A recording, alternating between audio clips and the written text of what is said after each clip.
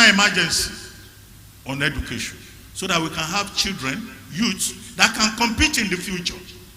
Because we're in the age of innovation, we're in the age of competition, skills are being acquired. This is the age of artificial intelligence. Our own youths are still roaming about playing games and going to pool betting sites or gaming centers, where if you go there, sometimes some of them sleep there overnight. That is a problem. That is one big mistake that we can easily correct by addressing education. Now, Mr. Peterson talked about electoral reform. Oh, of course, we need electoral reform so that our votes can count. So when he was talking about NIN and PVC and all that, we need to get it right, because we were looking for those good people. Then the people must be able to make a choice. He was talking about rewarding bad behavior in this country. Is it possible? NCON, they are the most undeserving lot in this environment. And when we talk about attitude, can we just stop in this country, celebrating people, all these money roads, you don't know the source of their wealth? Once upon a time in this country, if your parents saw you with you must remember the son of whom you are. Don't destroy the name of this family. It's my name alone that I have. You must behave yourself. Some mothers were threatened with divorce.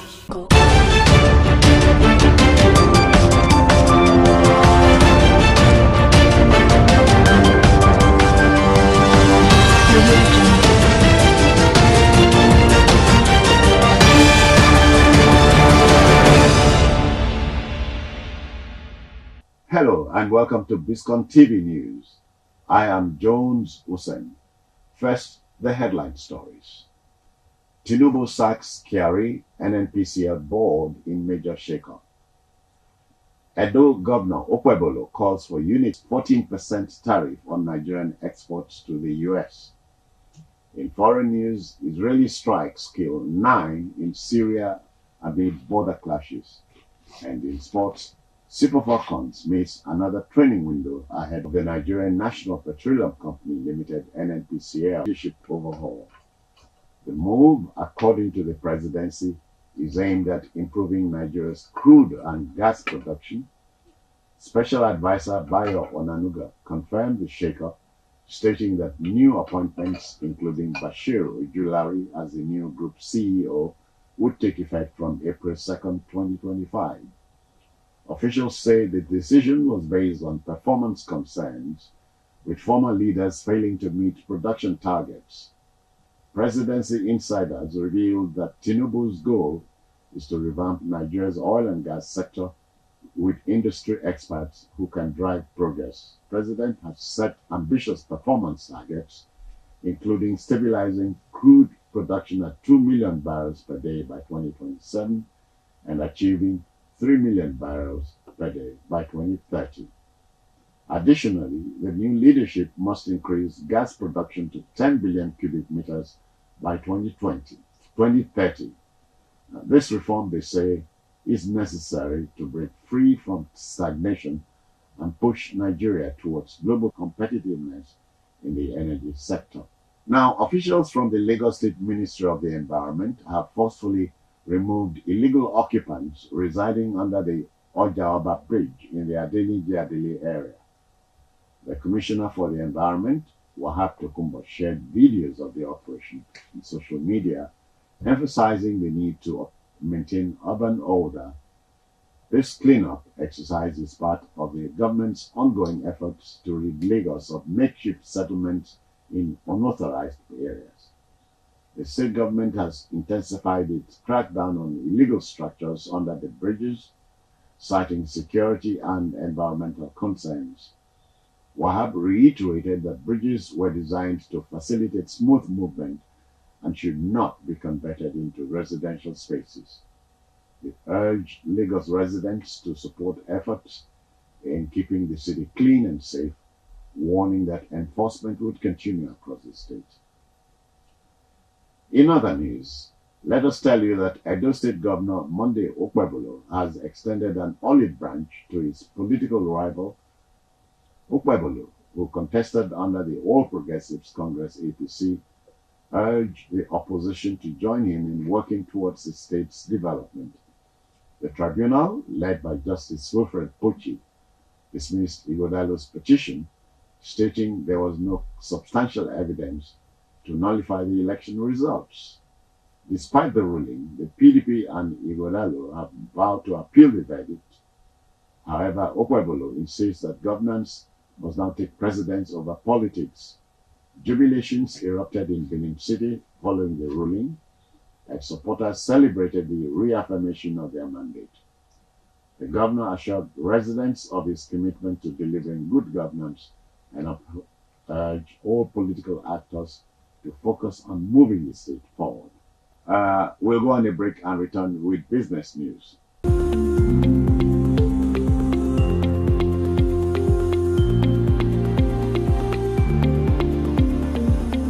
Welcome back. In business, let's inform you that US President Donald Trump has announced a 14% tariff on Nigerian exports to the United States, citing a need to rebalance the trade relations. Speaking at a Make America Wealthy Again event, Trump justified the decision by pointing out that Nigeria imposes a 27% tariff on US exports. The move is part of a broader global trade strategy, with similar tariffs imposed on 50 countries, including China, India, and several African nations. Trump claims these measures will strengthen US industries and correct trade imbalances that have negatively impacted American businesses. While the decision has sparked concerns of a global trade war, Trump insists it would ultimately lead to fairer key Nigerian exports, raising concerns about among economic experts, about potential repercussions on Nigeria's economy. We'll go on another break and return with foreign news.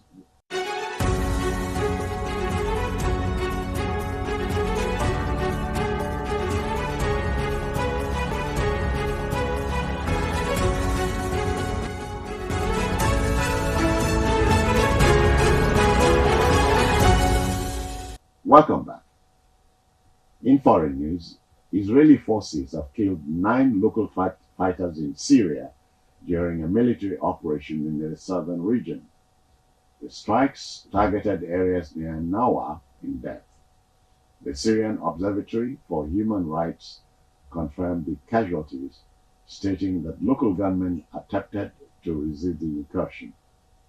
According to the Israeli military, the operation aimed to dismantle terrorist infrastructure and eliminate threats near its border. The incident comes amid rising tensions, with Israeli Prime Minister Benjamin Netanyahu demanding a complete demilitarization of southern Syria. This latest development is part of an ongoing series of airstrikes and military operations Israel has carried out across Syria since late last year. We'll go on another.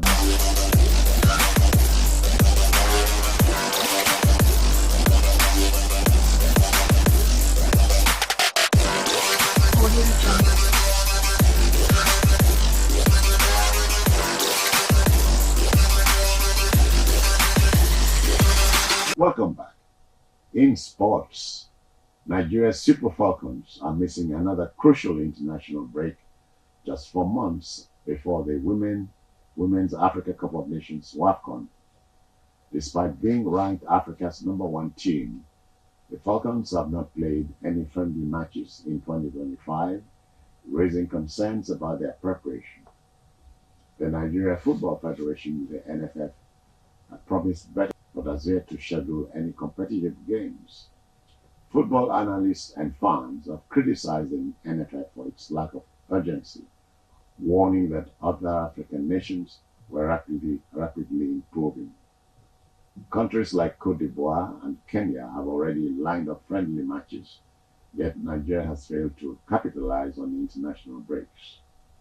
With the tournament set to begin in July, stakeholders are urging the Federation to act fast before it becomes too late. We'll go on another break and return with entertainment news.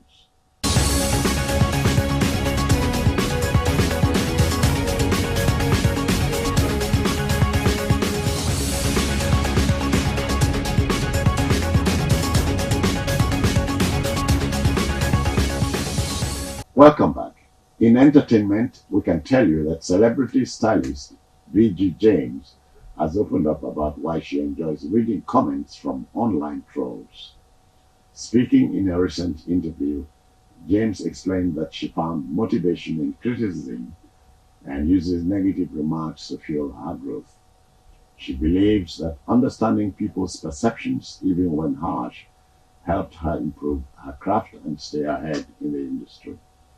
James acknowledged that social media can be toxic, but insists that engaging with all types of feedback was essential for personal and professional development. She encouraged young creatives to develop thick skin, reminding them that success often comes with criticism. According to her, learning from both supporters and detractors alike was key to longevity in the fashion and entertainment industry. Well, that's all on Biscon TV News for now. I am Jones Hussein. Many thanks for watching.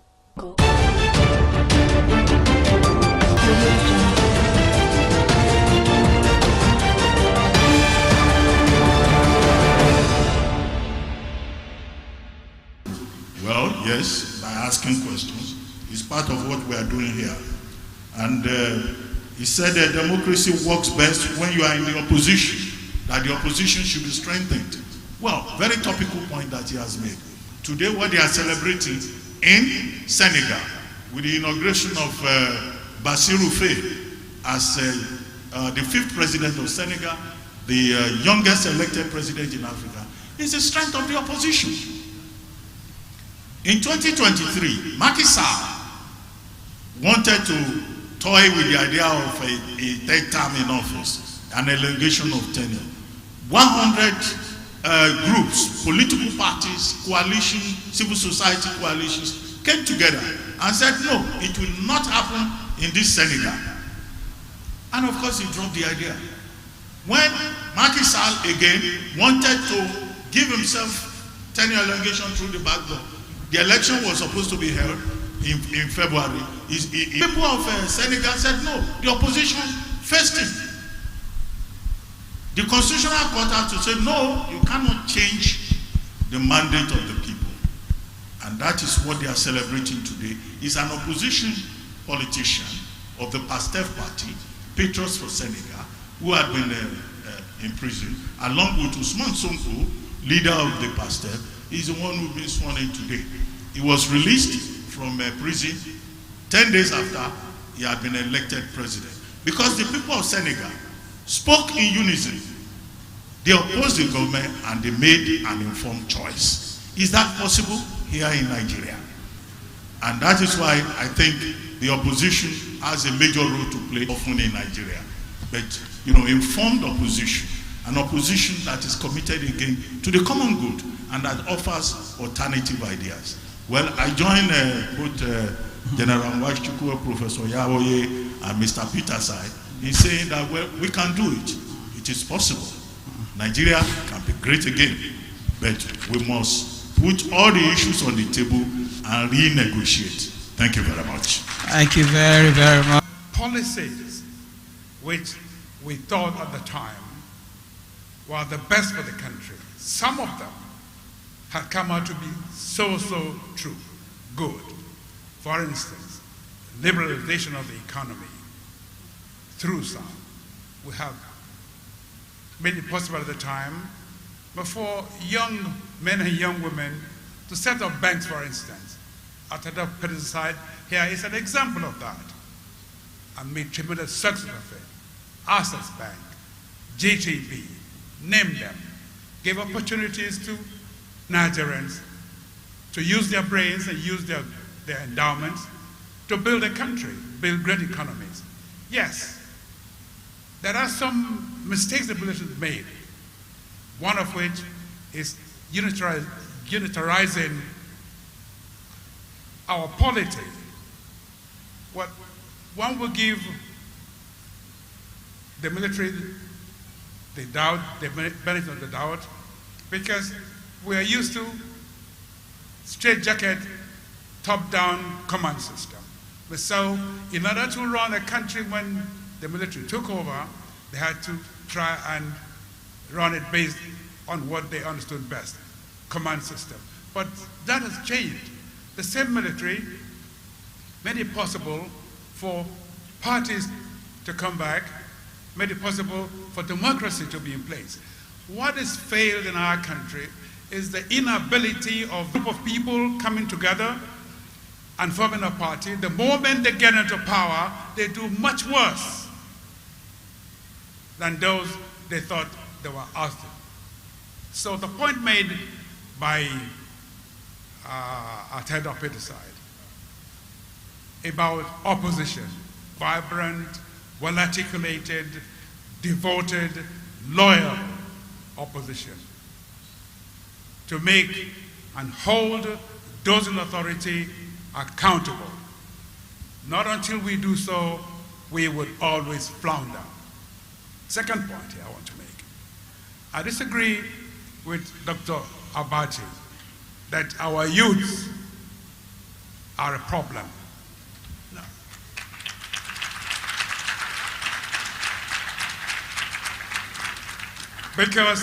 Because our youth look up to people like me and him for guidance. When we fail them, we've given them the wrong compass to march. Now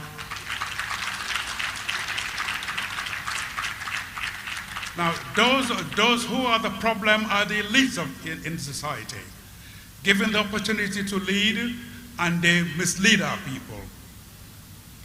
Therefore, I have tremendous belief in the Nigerian youth. If you gave them the opportunity, like we gave the Tedaus and the Fola other days, and so on, to set up their businesses, they would excel.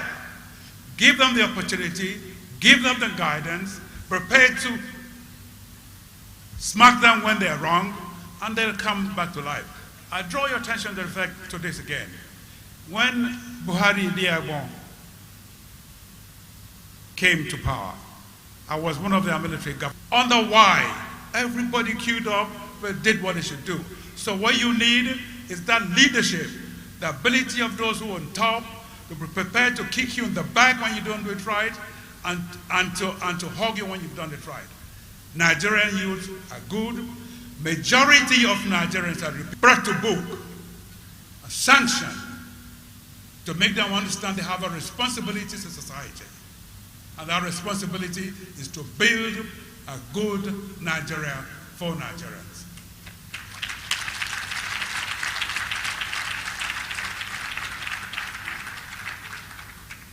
Electoral reforms, that in itself need to be done. We can't have an election where there are so many flaws, at the end of which there's no relinking the processes so that we correct the bad mistakes we made and build a better electoral system. Not only are we digging our country deeper into oblivion by not doing that, we are denying the young Nigerians their right to choose those they believe should lead them. And we need to make this point over and over again. INEC should understand they have a crucial responsibility to help us present in our leadership those who truly qualify, those who are properly elected by their people, not the other way around. Thank you. Thank you very much. People are saying maybe it's time to change the system, that this is not working. Yes, led the Southeast delegates to the 2014 National Conference. And I was co-chairman of a committee that looked at the types and forms of government. And we made a recommendation that the present presidential system, the way it's run, is not the right for Nigeria. We compromised and said we should do the type we have in France, where you have a president and a prime minister. And we also went further to say that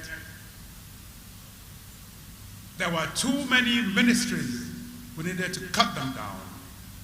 And went even further to say that ministers, 70% of them, from elected members of parliament, and maybe 30% from outside. Why?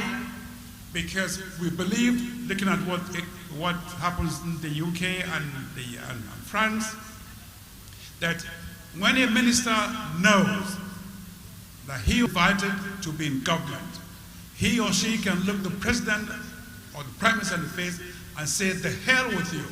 What you want me to do is undoable. It's not right for my people. Otherwise, I'll return to my seat in parliament. So going even further, is too expensive.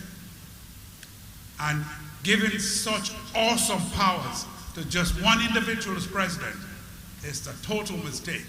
Ben Waboise, of blessed memory, with whom he and late Chief F.R. Williams drew up the 1979 Constitution, which is the basis of the 1999 Constitution, giving so much powers to the presidency, regretted it, and wrote to say that if there was any mistake they made, that was a crucial one. We need to decentralize, give the states or the federal units autonomy over their people, autonomy over their resources, autonomy over its judiciary, have its own security forces, so they can deal decisively with things happening in their states. They can use their resources to build up their states and pay taxes to the federal.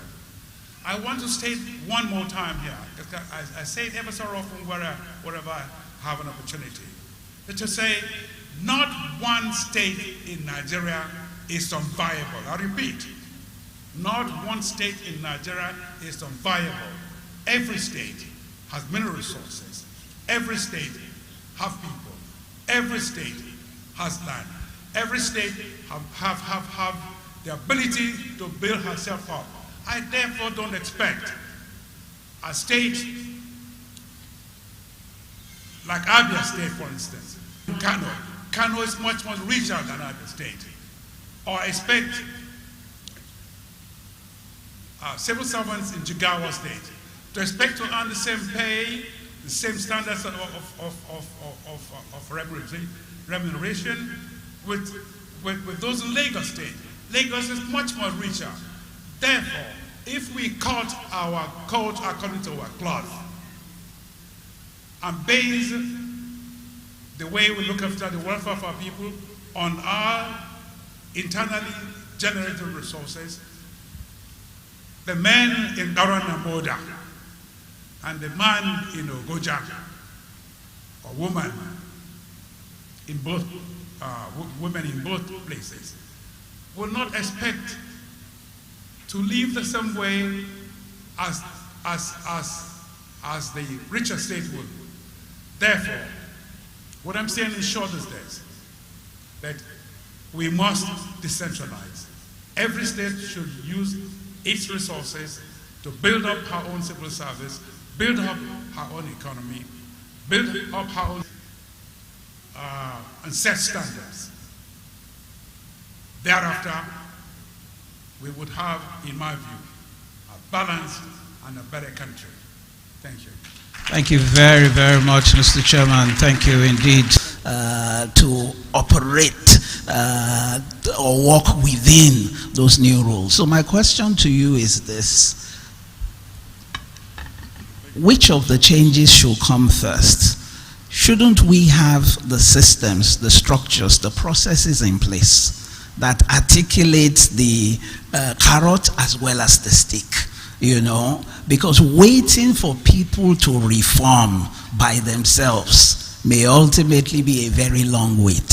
So which one should come first? Then a second part, I beg your pardon, a second part to that question, slight deviation, but still the same central theme. We have political challenges, we have economic challenges. In your view, which one should we fix first? Thank you. My answer to your question will be disappointing. So let me prepare you in advance. My own thinking about Nigeria is as follows. The way to solve our problems is to remember some of the problems have been there for decades. The way to move forward is to remember that it's the last straw that breaks the camel's back. Do not make the mistake of hanging around by the camel, debating which particular straw is going to break the back of the camel. Just keep on heaping all the straws on the back, because the one that you least expect might be the one that will break the camel's back. For instance, you have to make a prediction. What is going to bring about change in Nigeria?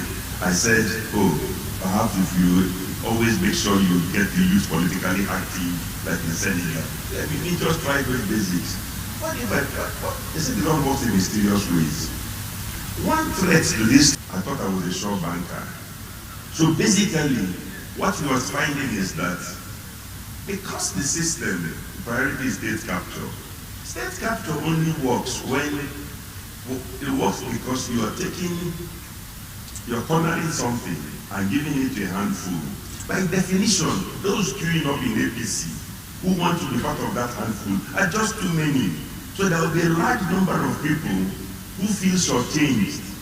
Now that kind of dynamic can also bring about change, but not of a positive type, because they are thinking that let's find some way of getting our own turn. And we're saying we have to do better than that. But the point I'm making is that I never get into these debates of is it economy first or is politics first and so on. What does it matter? Correct everything you can correct in politics and in the economy as fast as you can. Because you don't know, stop playing God. You don't know which particular reform will get you to break the camel's back. So one has to be careful that you don't get into this game of thinking you are so clever, you are so intelligent, that you know the exact, precise policy measure.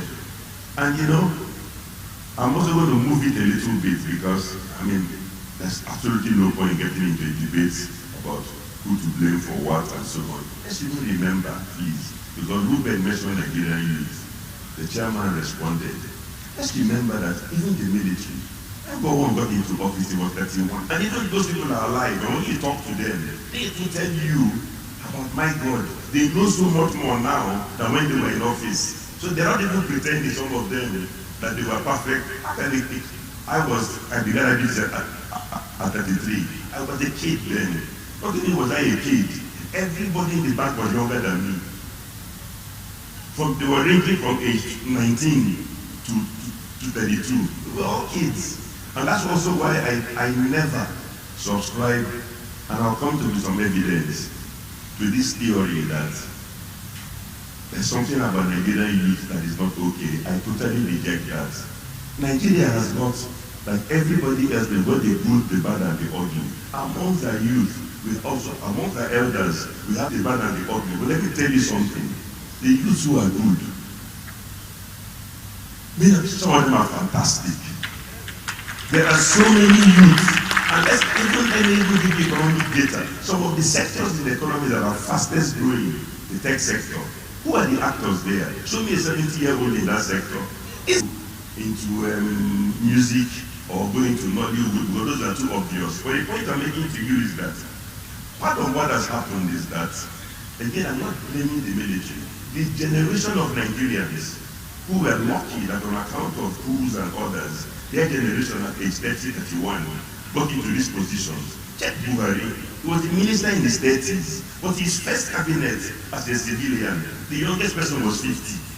So is he trying to tell us that he was a genius in his 30s? Of course he wasn't. But the point I'm making is that what has happened is that that generation of Nigerians never wanted to leave the scene. So they constantly redefine and try to hang on to everything to the detriment of the youth. So that today's youth do not have the opportunity that they had. Half these guys were ministers in their 30s. And some of us were old enough to listen to what they were saying.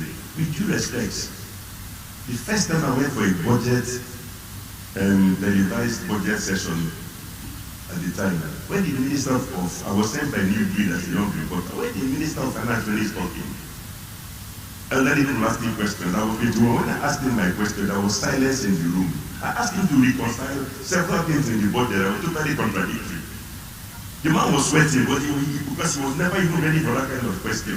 I'm going to show you that Nigerian youth are getting better. What has happened is that we have so criminalized the process, like I said earlier, that opportunities which youth get in every other country, like a right to work in central bank if you're a brilliant economist, like a right to work in NFBC, we have withdrawn from them. In fact, what we do is that we keep out the brilliant ones who have no parentage, and then we smuggle in those with all kinds of qualifications in. So we have dealt the youth a terrible hand, but as in the case of Senegal, which I'm sure Ruben will agree with, it was the youth that got in their free position. So all I was saying was that, like, Senegal did not give up on his youth. Let's not give up on our own youth. Our job as the elders is to stimulate them. In fact, our job is to tell them the story of Senegal and to motivate them. But I'll tell you what, it will be a lot more difficult in Nigeria than in Senegal. For a number of reasons, Senegal, they had an electoral system. We don't really have one. We have a big electoral system, which we have to correct. So I would never agree or subscribe. Then you can look at the numbers, we're 200 million Nigerians. There have to be 10, 15, 20 million brilliant youth in Nigeria. You know, and then also talking a little bit about this presidential system, parliamentary system, how do you get, which system brings out there. So I'm not against systems. I'm just pointing out that it's a mistake to think it's only a debate about systems. The same crew which they sent it for today under presidential system will go into the House of Assembly under parliamentary. What is the difference? He was a thief now, he will be a thief then. So that's not the issue. By all means, choose which you prefer, but I'm saying you have to find a way to checkmate that kind of character. Well, that is where change comes from. Perhaps where we are deficient as a nation, it's easy, you can say, and you'll be right always, when you say the problem is leadership and so on. That's a truism. But what we're discussing is, what are the kind of changes we have to make that will now throw up better leaders? That is the real challenge. Otherwise, we won't accept that the leaders are not great. So what are the things we have to do? What are the building blocks? That is the real challenge. You know, and before people give up, take even this government. After they came out with a supplementary budget, after they bought SUVs for parliamentary, I myself was among those who came out and criticized them. The supplementary budget that came out end of last year was a joke. It looked like money for the boys. No priority items were being rushed out and money spent on them just after elections and so on. All that criticism, who some of us took part in, calling them names, saying this is not the way to carry out economic reform, that you should lead by example. You should not actually should begin from within. Now let me tell you why it's not energy wasted. Recently, I had 4 things that came out of the presidency. Each one I heard, I had to make sure that I listened well. The first one, showing you some green shoots. The first one, suddenly people who were gallivanting to the New York and Dubai in large numbers announced a travel ban.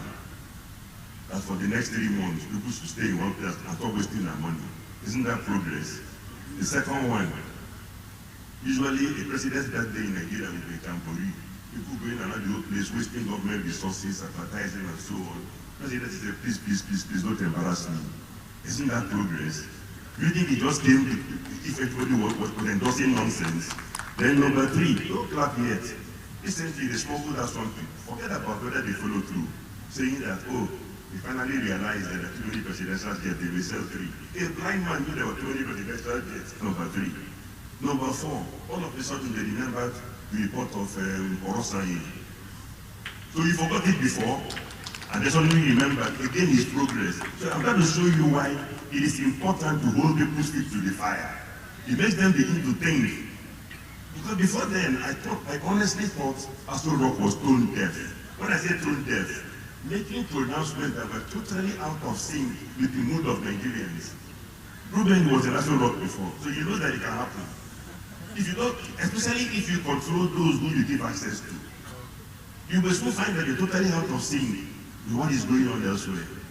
So these 4 little changes, again, before you clap and celebrate, the next point is by adding a fee, which is to give a 90 billion subsidy for the Hajj. Again, they went back to being tone deaf.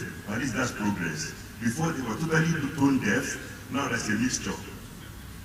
They are doing some good and doing some things bad. So we want to help them to get to a point where they only do things that are good. And please, let's celebrate the correct things that they do. It helps.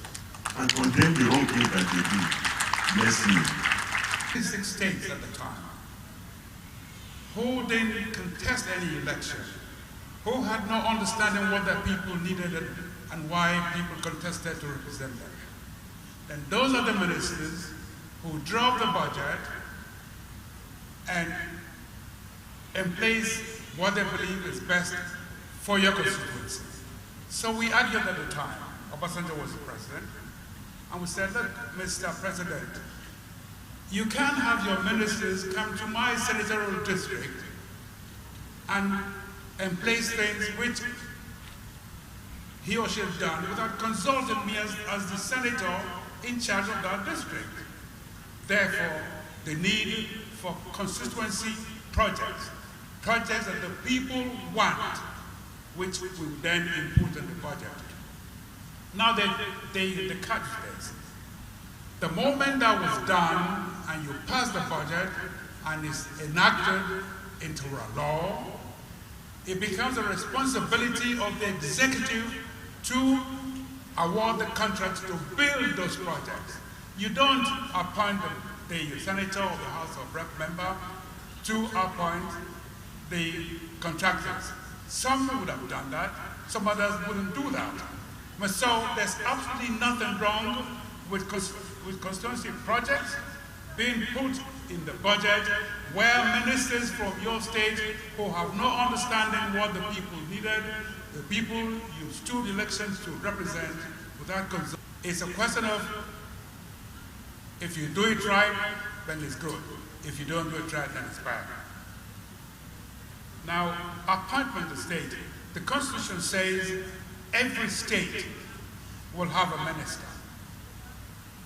Beyond that, some president will then appoint one more each, or local government, where you won't find very smart men and women to appoint to jobs. We just need to do our homework properly and appoint the right persons to the right jobs. Moral values. Moral values. I said that in my page, based on our cultural and traditional values. What do I mean? Every society have things they abhor, and they're so clear to everyone. So make policies, federal policies or government policies that enhances those things, and so we'll get the better buying by your community. Education. I talked about funding education, and I meant it. You can't have a country where you have your educational institution weak and expect to have the best people coming up to lead you. That won't work. So artificial intelligence. We missed the boat some years ago. Now a new world order is playing out.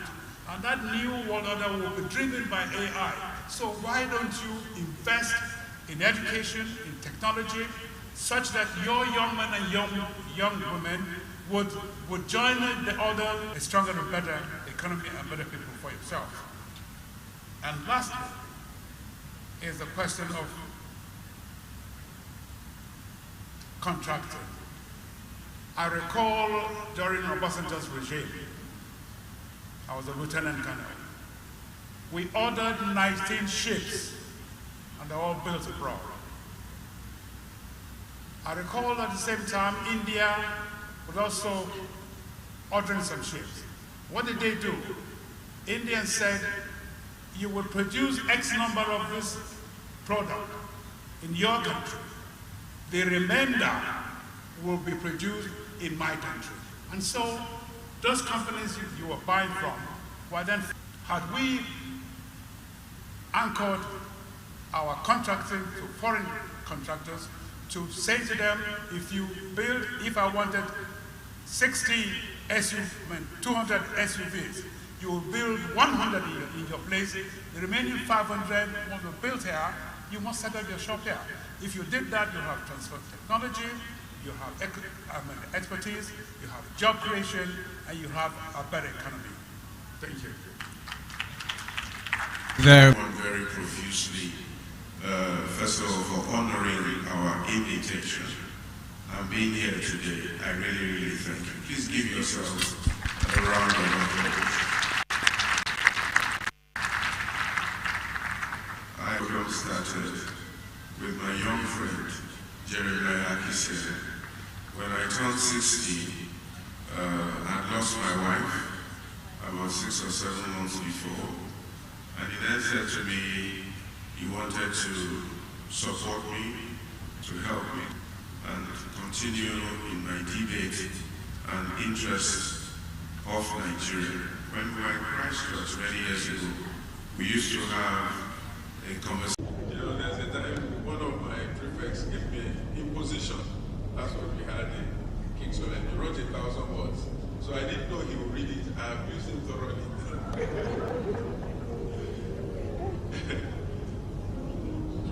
Big box is full of dollars.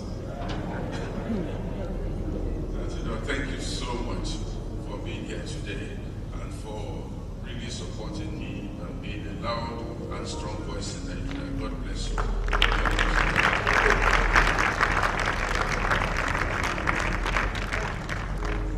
Carry umbrella, cover flag. I don't understand that guy. So much. She's come also, so thank you so much, Prof, for being with us today. And thank you for those very clear and distinctive words that have been a source of encouragement. This is a plaque for you to hang in your office and just some gifts for you to take back. Thank you so much.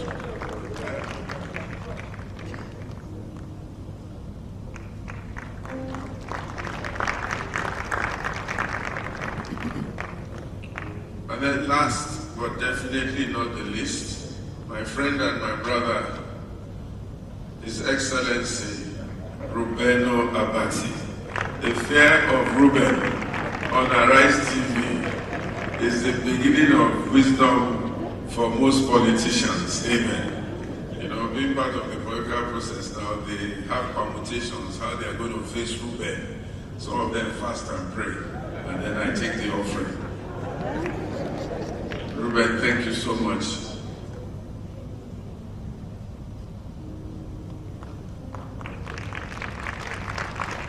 Thank you so much for being such a great voice in Nigeria. God bless you. I think I am done with the gifts. I'm really, really grateful to everyone, and I'm thankful to you and thankful to God. I also want to thank Mr. Rurakio.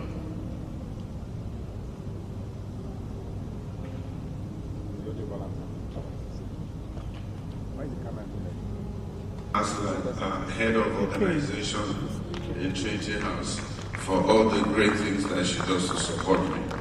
I'm told we have 3 plaques more, one for Pastor Bayo Rotimi, the son of the house. Thank you so much for your clear and wonderful moderation of this afternoon's event. We can always trust you, Bayo. When they said who should moderate, Bayo, I said I have 3 names, Bayo, Bayo, and Bayo.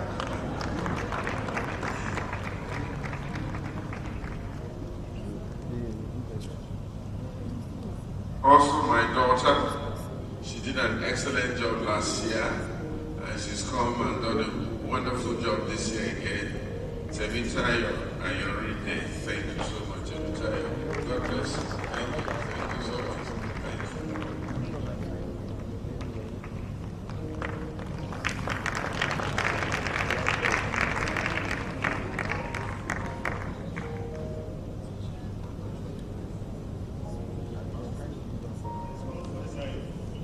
Okay, the second for SIO, collected by one of the founding partners of SIO. His name is Ichwa Igodalo. I think that's all right. Igodalo family. It has the picture of my father on it. I think my sister should come and collect that one. My sister should go up there and then Igodalo.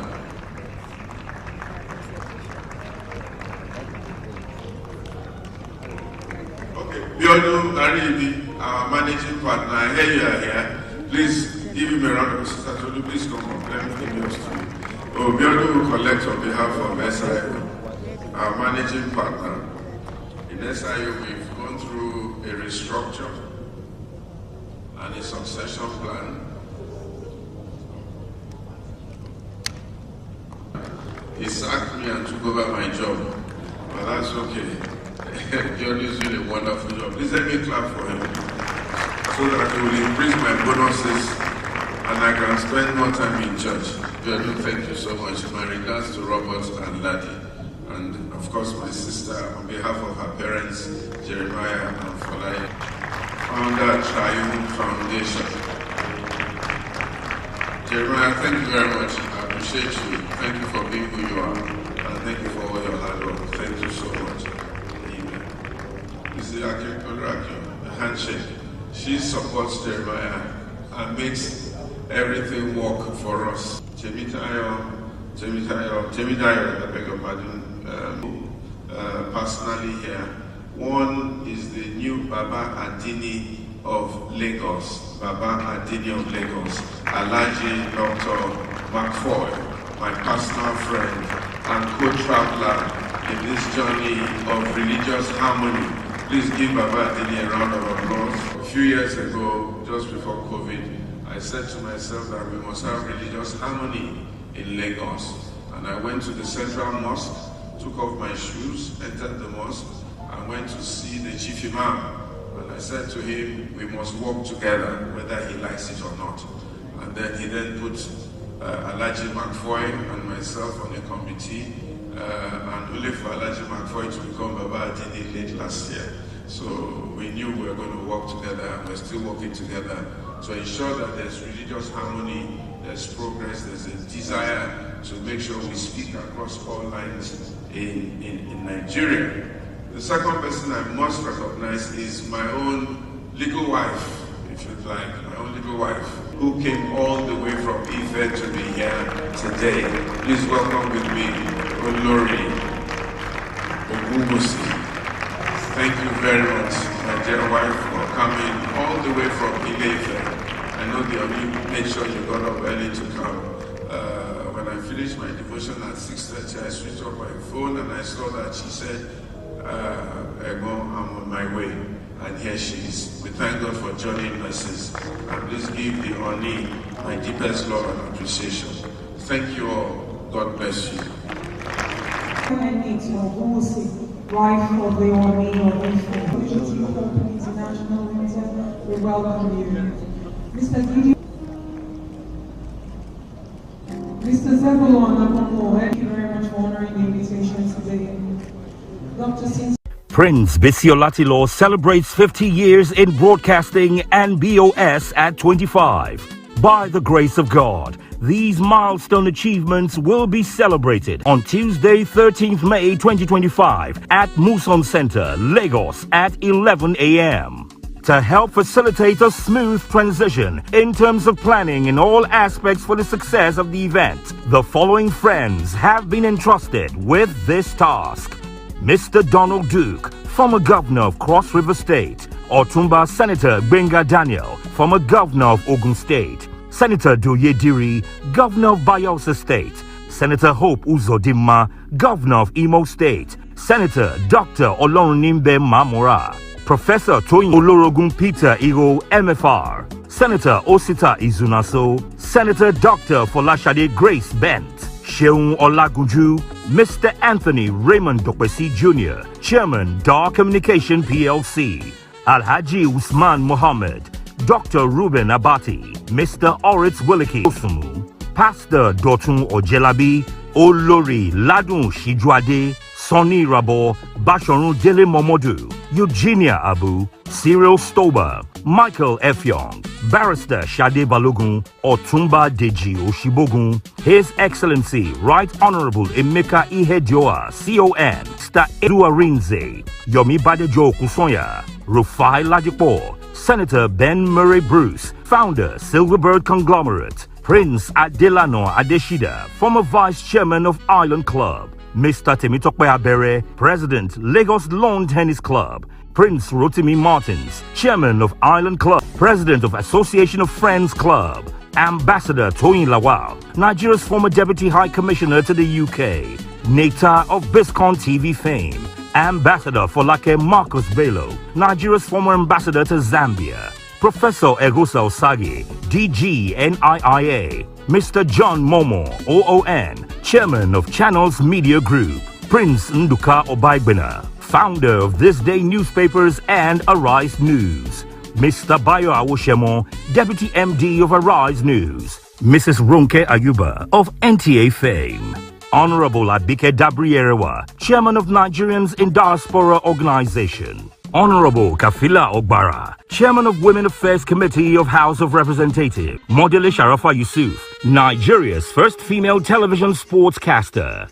This committee, made up of esteemed friends of Prince Bisi Olatilo, will be coordinated by Her Highness Olori Dr. Nike Akonde, CON, and His Excellency Mr. Donald Duke, former Governor of Cross River State. Center, Lagos. Time is 11 a.m. Time is of the essence. Time to hit the ground running. May God bless you all.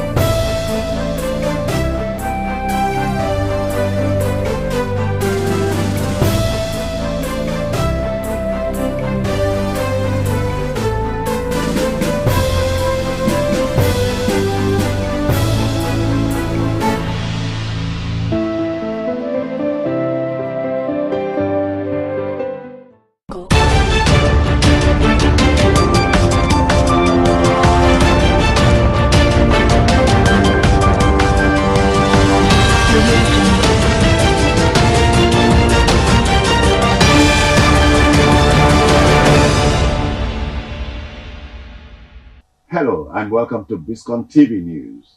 I am Jones Hussein. First, the headline stories. Tinubu sacks Kyari NNPCL board in major shakeup. Edo Governor Okwebo sent tariff on Nigerian exports to the US. In foreign news, Israeli strikes kill 9 in Syria amid border clashes. And in sports, Super Falcons miss another training window ahead of WAFCON. Now the news in detail. President Bola Tinubu has dismissed Mele Kyari as Group Chief Executive Officer CEO of the Nigerian National Petroleum Company Limited (NNPCL) alongside all board members in a major leadership overhaul. The move, according to the presidency, is aimed at improving Nigeria's crude and gas production. Special Advisor Bayo Onanuga confirmed the shakeup, stating that new appointments, including Bashir Ujulari as the new group CEO, would take effect from April 2nd, 2025. Officials say the decision was based on performance concerns, with former leaders failing to meet production targets. Presidency insiders revealed that Tinubu's goal is to revamp Nigeria's oil and gas sector with